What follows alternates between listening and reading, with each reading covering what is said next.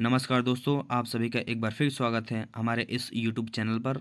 आज की वीडियो में हम लोग समझने वाले हैं सुभाषित रत्नानी के शेष श्लोकों को, जो हमने पहली वीडियो में जिसको कवर नहीं किया था। आज हम उसे दूसरी वीडियो में कवर करने का प्रयास करेंगे। आइए देखते हैं इस श्लोक को और उसका अर्थ समझने का प्रयास करते हैं कि ये श्लोक क्या कह रहे हैं। सहसा विदधीत न क्रियां विवेकः परमापदां पदं वृणुते हि विमृश्यकारिणं गुणलुब्धा स्वयमेव संपदः। देखिए, ये जो श्लोक है ये क्या कह रहा है। सहसा विदधीत न क्रियां विवेकः। देखिए बच्चों, सहसा का मतलब होता है अचानक, और अचानक का मतलब क्या? बिना सोचे समझे, बिना सोचे समझे। विदधीत, विदधीत का मतलब होता है करना चाहिए, विदधीत करना चाहिए, न नहीं।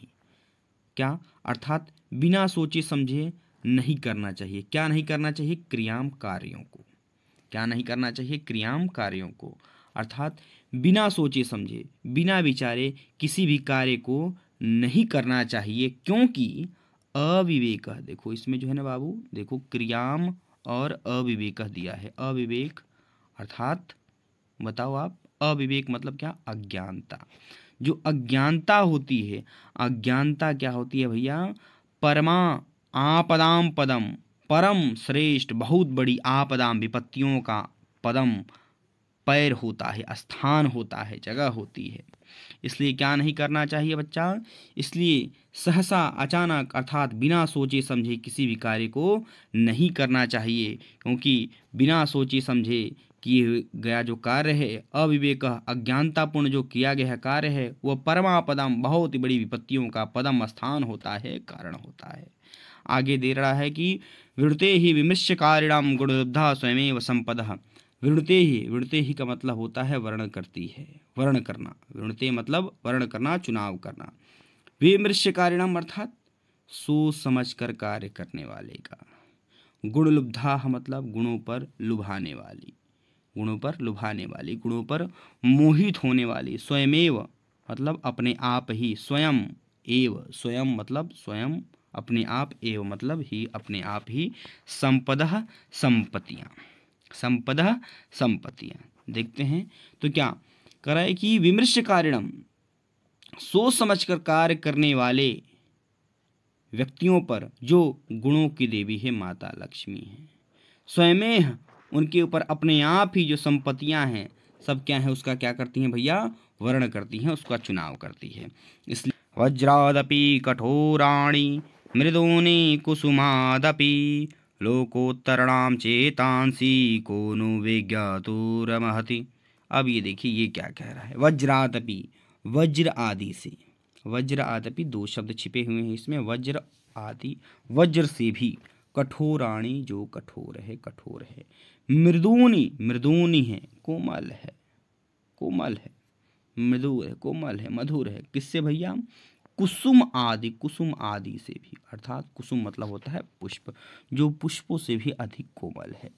लोकोत्तरणाम, लोकों में उत्तर, लोकों में उत्तर भैया, अर्थात अलौकिक व्यक्ति, अलौकिक जो व्यक्ति होता है, लोकों में उत्तर। चेतांसी हृदय मन को कोई नो नहीं, विज्ञातुर्महति जाना जा सकता है, जान सकता है। कैसे आएगा बाबू इसका? अब देखो यहाँ पर क्या बात की जा रही है। यहाँ पर जो लोकों में जो उत्तर है ना, अर्थात जो अलौकिक व्यक्ति हो ना, उनके हृदय के बारे में बात हो रही है, उनकी दरिया दिल्लगी के बारे में बात हो रही है यहाँ पर, कि जो महान लोग होते हैं, जो लोकों में उत्तर होते हैं, जो श्रेष्ठ होते हैं, उनका जो हृदय होता है कैसा होता है? वज्र से भी कठोर होता है, और कुसुमादपि, कुसुम पुष्पों से भी बहुत ही ज़्यादा कोमल होता है। ऐसे हृदय वाले व्यक्तियों को विज्ञातुर्महति को जाना न नहीं जा सकता है, अर्थात भला कौन जान सकता है? ऐसे महान हृदय वाले व्यक्ति को भला कौन जान सकता है? जिनका कैसा हो भैया? जो कैसे हो? जिनका हृदय कैसा हो? वज्र से भी कठोर है और पुष्पों से भी अति कोमल है। आइए श्लोक, अगले श्लोक को देखते हैं। प्रीणाति यः सुचरितः पितरं सपुत्रो यद भरतरेव हितिमच्छति तत कलत्रं तन्मित्रं मापति सुखे च समक्रियं यद एतत्त्रयं जगति पुण्यकृते लभन्ते। अब ये देख रहे हैं यहाँ पर क्या कही जा रही है। यहाँ पर बहुत बहुत सुंदर ये श्लोक दिया गया है यहाँ पर सुभाषित रत्नानी का। वास्तव में ये रत्न है, शुभ रत्न है। कथन ये जो है बहुत ही रत्न है, अमूल्य रत्न है। देखो बाबू, प्रणति का मतलब क्या होता है? प्रणति का मतलब होता है प्रसन्न करना। यह का मतलब होता है जो सुचरित, सु मतलब सुंदर, चरित मतलब आचरण। पितरम पिता, स वह पुत्रो पुत्र लड़का, यानी कि सपुत्रो वह पुत्र जो क्या करता है भैया? सुचरते, अपने अच्छे आचरण से, अपने अच्छे व्यवहार से, पितरम पिता को, प्रीणाति प्रसन्नचित रखता है। वह पुत्र जो अपने अच्छे आचरण से पिता को प्रसन्नचित रखता है, खुश रखता है। अब देखो यहाँ दूसरा श्लोक है, तत् कलत्रम, तत् वह कलत्रम, कलत्रम का होता है बाबू कलत्रम का देखो अर्थ होता है स्त्री, स्त्री पत्नी। वह पत्नी जो भर्तरे अपने पति की हितमिच्छति, हितों की इच्छा करती, हितों की कामना करती है। और वह पत्नी जो अपने हितों की हमेशा कामना करती रहती है, अर्थात अपने पति का सदैव भला चाहती है। तन मित्रम आपदी, और वह मित्र जो आपदी आपदाओं में, च सुखे और सुख में समक्रियम समान भाव से यद रहता है समक्रियम, जो यद मतलब जो, और जो मित्र जो विपत्ति में सुख में समान भाव से रहता है, ऐसे ये तत्रव्यम यह तीनों ही कौन? अच्छा पुत्र, अच्छी पत्नी और अच्छा मित्र, यह तीनों ही जगत में, संसार में पुण्य करने वाले को ही लभन्ते, प्राप्त होते हैं, मिलते हैं। एक बार पूरा देख लेते हैं इसे। प्रणति यह सुचित्र करा कि सपुत्र वह पुत्र जो अपने पिता को अपने अच्छे आचरण के द्वारा खुश रखता है। वह पत्नी जो अपने पति की सदैव भलाई ही सोचती है, उसके मंगल की कामना करती रहती है। और वह मित्र जो अपने मित्र के सुख में और दुख में समान भाव से खड़ा रहता है, समक्रियम समान भाव से रहता है। यह तीनों ही इस संसार में पुण्य करने वाले को ही प्राप्त होते हैं, ऐरु गैरु को नहीं मिलते हैं। यहाँ पर यही कहा जा रहा है। आइए बाबू अगला देखते हैं श्लोक। कामान दुग्धे विप्रकर सत्य लक्ष्मी, कीर्ति सुते दुष्कृतम याहिनस्ति, शुद्धां शांतां मातरं मंगलानां, धेनुधीरा सोनृता वाचमाह। देखिए यहाँ पर क्या कही जा रही। कामान मतलब होता है बाबू कामना, इच्छा। कामान मतलब कामना, इच्छा। दुग्धे का मतलब होता है दुग्ध नहीं, दुहना भी नहीं, अर्थात देना, प्रदान करना, जो देती है अर्थात पूर्ण करती है। विप्रकर्षत अलक्ष्मी का मतलब होता है निर्धनता, दरिद्रता। और विप्रकर्षत इसका जो कर्षण कर लेती है, इसका हनन कर देती है, नाश कर देती है, दूर भगा देती है। अर्थात बात यहाँ पर कहाँ की जा रही है? देखिए नीचे से इसको उठाएंगे, पहले एक एक शब्दों का अर्थ देख लीजिए, फिर हम बता रहे पूरे इसका भावार्थ क्या होगा। कीर्ति मतलब होता है यश। सूते का मतलब होता है जन्म देना। दुष्कृतम दुष्ट कार्य, बुरे कार्य। हिनस्ति हनन करना। शुद्धाम शुद्ध। शांताम शांत। मातरम माता के समान। मंगलानाम मंगलकारी। धेनु कामधेनु। धीरा धैर्यवान लोग, ज्ञानी लोग। सुनृत सुन अर्थात सुंदर या प्रिय। नृत मतलब होता है सत्य। अनृत मतलब होता है असत्य। नृत ये है ना, नृ और ये त्र हो गया, नृत्य मतलब होता है सत्य, अनृत मतलब असत्य। वाचमाहुः, वाचम आहुः, वाचम वाणी को आहुः कहा गया है। देखिए इसका हम नीचे से अर्थ लेंगे। कैसे कहेंगे बाबू? देखो कि जो धीरा होते हैं, जो धैर्यवान पुरुष हैं, जो धैर्यवान अर्थात जो ज्ञानी पुरुष हैं, उन्होंने वाचमाहु, और कैसी वाचमाहु है? वाचम कैसी वाणी को कहा है? करक जो धैर्यवान लोग हैं उन्होंने सु अर्थात प्रिय और नृत्य और सत्य, ज्ञानियों ने सत्य और प्रिय वाचम वाणी को कहा है। आहुः कहा है क्या? शुद्ध, शांत और मंगलकारी कामधेनु गाय के समान।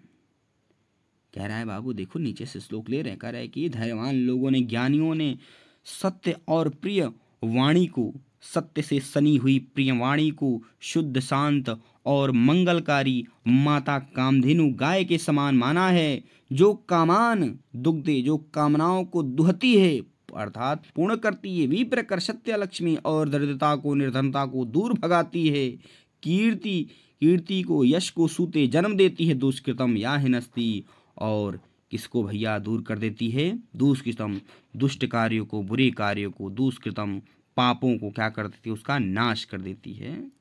इसको क्या कहा गया है भैया? इसको शुद्ध, शांत और मंगलकारी, इसकी जो तुलना है ऐसी सत्य से सनी हुई प्रिय वाणी को धैर्यवान लोगों ने कामधेनु गाय के समान बताया है। व्यतिसजति पदार्थान्तरः कोऽपि हेतु न खलु बहिरूपाधीन प्रीतयः संश्रयन्ते विकसत ही पतंगस्य उदये पुंडरीकं द्रवती च हिमरश्व उद्गते चंद्रकांतः। अब ये देखिए यहाँ पर क्या बात कही जा रही है। यहाँ पर बहुत ही खूबसूरत श्लोक दिया गया है, इसको थोड़ा समझेंगे तो आपको बड़ा आनंद आएगा। देखिए दे रहा है कि व्यति सजती, व्यति सजती का मतलब क्या होता है बाबू? व्यतिकरण आप जानते हैं ना, फिजिक्स में आपने पढ़ा होगा, एक के ऊपर मिल जाना, कोई चीज़ों का मिल जाना, व्यतिकरण। व्यति सजती मिल जाना। पदार्थांतर, पदार्थ में अंतर, पदार्थों में अंतर का आंतरिक कारण, को मतलब कोई, अपि मतलब भी, हेतु, हेतु मतलब कारण। यहाँ पर कहा जा रहा है कि पदार्थों में, पदार्थों के मिलने का, व्यति सजति मिलने का, को अपि कोई न कोई, आंतरः आंतरिक हेतु कारण अवश्य है। रहे कि पदार्थों के मिलने का, पदार्थों के मिलने का कोई न कोई आंतरिक कारण अवश्य है। न खलु, देखो न, खलु और न मतलब होता है नहीं, खलु, खलु मतलब होता है निश्चित रूप से। बहिर उपाधान, बहिर बाहरी उपाधान, उपाधान, उपाधान समझते हैं, जैसे उपाधान आप तकिया भी होता है, बाहरी आवरण कह सकते हैं, बाहरी। समझ पा रहे हैं बाबू?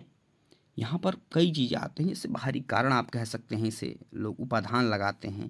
प्रीत्यः का मतलब होता है प्रेम, संसृन्ते का मतलब होता है निवास करना, और विकसत का मतलब विकसत।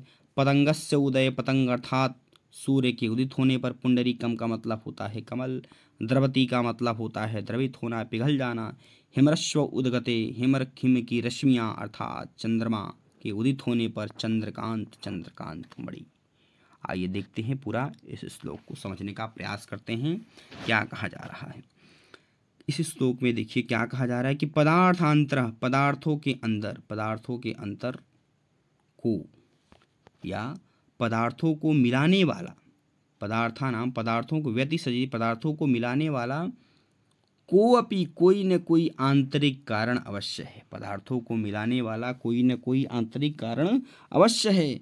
और निश्चित रूप से ही, खलु निश्चित रूप से ही, प्रीत यह जो प्रेम है, इसलिए निश्चित रूप से जो प्रेम है, बहिरूपाधीन बाहरी उपाधानों पर, बाहरी कारणों पर, संश्रयंत निवास नहीं करता है। और जो प्रेम है निश्चित रूप से बाहरी कारकों पर, बाहरी कारणों पर निवास नहीं करता है, क्योंकि ठीक वैसे ही नहीं करता जैसे, देखो उसको हम कहेंगे ठीक वैसे ही नहीं करता है जैसे। कैसे भैया? विकसत ही पतंगस्य उदय, क्योंकि खिलता है, विकसत खिलता है, पुंडरीकम कमल, पतंगस्य उदय, पतंग के उदित होने पर अर्थात सूर्य के उदित होने पर, सूर्य के उदित होने पर, क्योंकि जो सूर्य के उदित होने पर ही जो कमल है वह खिलता है। और हिमरश्व उद्गते, और चंद्रमा के उदित होने पर चंद्रकांत जो मणि है वह क्या होती है भैया? पिघल जाती है। ऐसे ही पदार्थों को मिलाने वाला कोई न कोई कारण अवश्य है। कह रहा है कि पदार्थों को मिलाने वाला कोई न कोई कारण अवश्य है। और बहिरूपाधान प्रीत, और जो प्रेम है बाहरी उपाधानों पर निवास नहीं करता है। ठीक वैसे ही जैसे, कैसे भैया? जो अभी हमने बताया आपको कि सूर्य के उदित होने पर ही पुंडरीकम खिल जाता है, कमल खिल जाता है, और चंद्रमा के उदित होने पर चंद्रकांत मणि पिघल जाती है। ठीक वैसे ही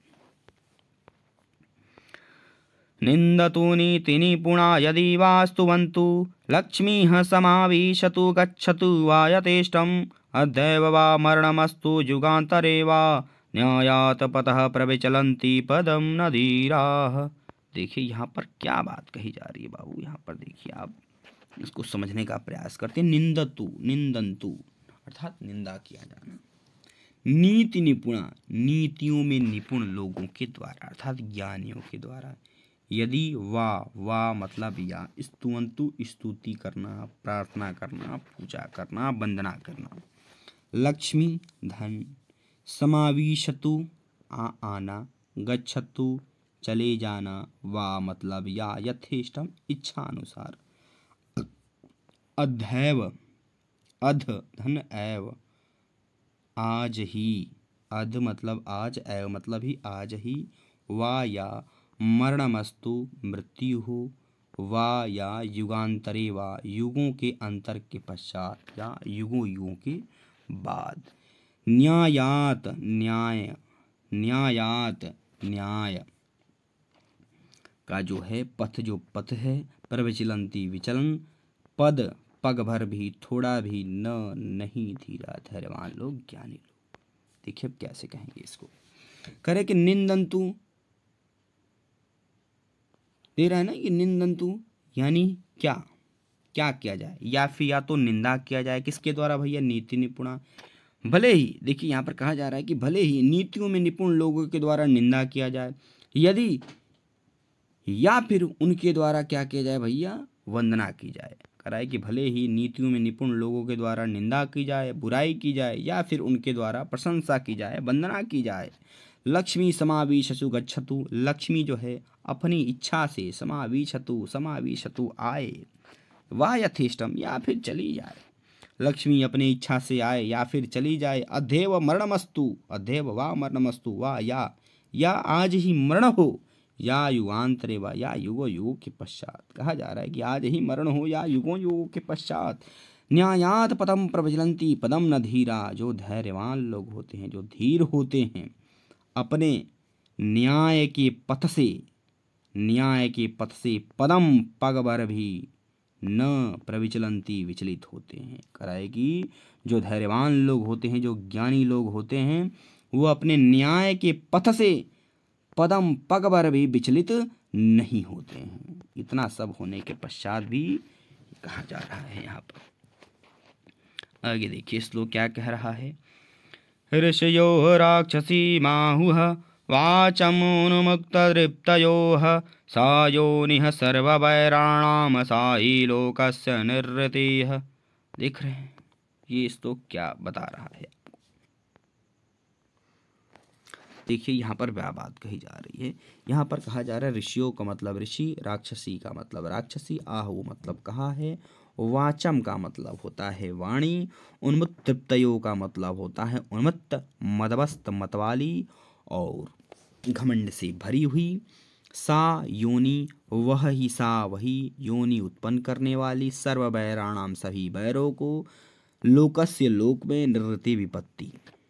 देखिए हम कहेंगे कि ऋषियों ने राक्षसी कहा है। किसी राक्षसी कहा है, वाचम वाणी को। और कैसी वाणी को बाबू, उन्होंने कहा है उन्मत्त और अहंकारी लोगों की। ऋषियों ने उन्मुक्त और अहंकारी लोगों की वाणी को राक्षसी माहुः राक्षसी कहा है। क्योंकि यह जो वाणी होती है, क्योंकि सा ही वह ही, यह जो वाणी होती है, लोकस्य में, संसार में विपत्ति का कारण होती है, और सर्ववैराणाम, और वह ही, सा वह ही, सर्ववैराणाम सभी दुश्मनियों को, सभी बैरों को, योनि जन्म देती है, उसको उत्पन्न करने वाली होती है। तो दोस्तों इस प्रकार से जो सुभाषित रत्नानी कक्षा 12 के जो समस्त जो श्लोक थे समाप्त हुए। यदि आपको यह वीडियो अच्छी लगी हो तो इसे लाइक, कमेंट, शेयर जरूर करिएगा। वीडियो को अंतिम तक देखने के लिए आप लोग का बहुत बहुत धन्यवाद।